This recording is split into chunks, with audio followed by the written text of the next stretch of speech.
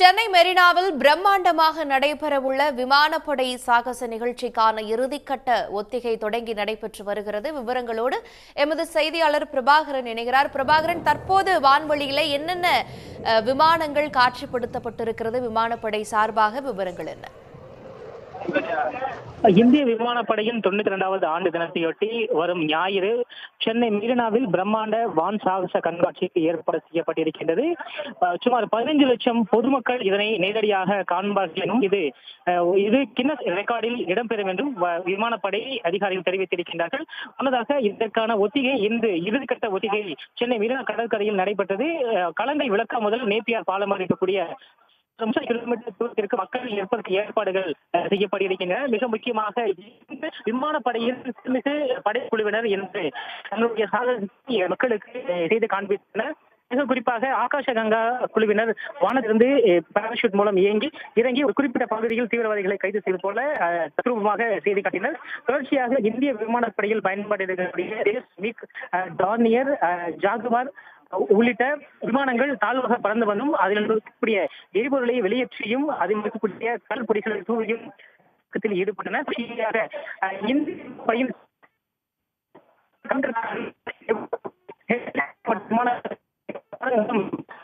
குழுவினர்